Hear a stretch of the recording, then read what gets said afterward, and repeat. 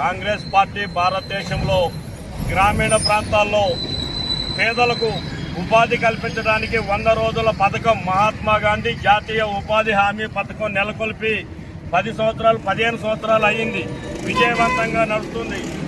Congress party పెట్టింది ఎవరో పేరు పెట్టల, భారతదేశానికి స్వాతంత్రం తీసుకొచ్చిన మహాత్మా గాంధీ, జాతిపిత మహాత్మా గాంధీ గారి పేరు మీద పెట్టి గ్రామీణ ప్రాంతాల్లో పేదలకి 100 రోజులు ఉపాధి హామీ కల్పించి వారి జీవితాల్లో వెలుగులు నింపిన ఈ స్కీమ్ని ఈరోజు పేరు మార్చి నిరంకుశత్వంగా మేమేం చేసినా చెల్లుబాటు అవుతుంది అనే నిరంకుశ ధోరణిలో వ్యవహరించి జాతిపిత మహాత్మా గాంధీ పేరు తీసేయటం అత్యంత బాధాకరమైన విషయం, అత్యంత దారుణమైన విషయం.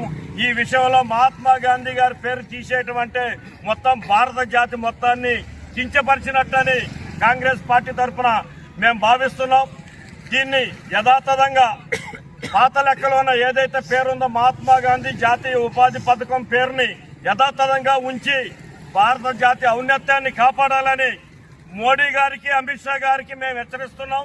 వర్ణి మండల్ కాంగ్రెస్ పక్షాన. కాంగ్రెస్ పార్టీ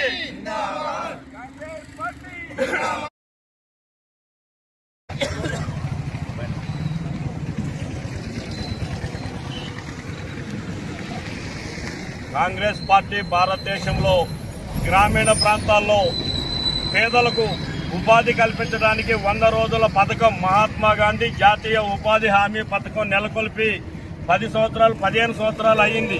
విజయవంతంగా నడుస్తుంది.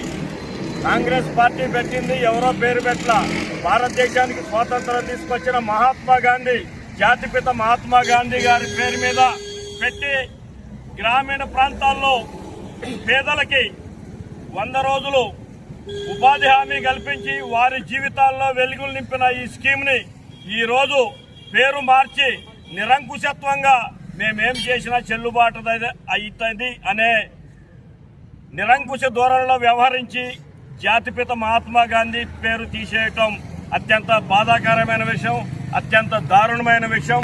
ఈ విషయంలో మహాత్మా గాంధీ గారి పేరు తీసేయటం అంటే మొత్తం భారత జాతి మొత్తాన్ని కించపరిచినట్టని కాంగ్రెస్ పార్టీ తరఫున మేము భావిస్తున్నాం.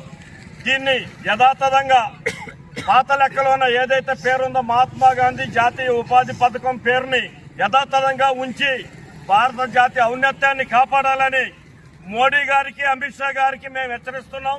వర్ణి మండల్ కాంగ్రెస్ పక్షాన.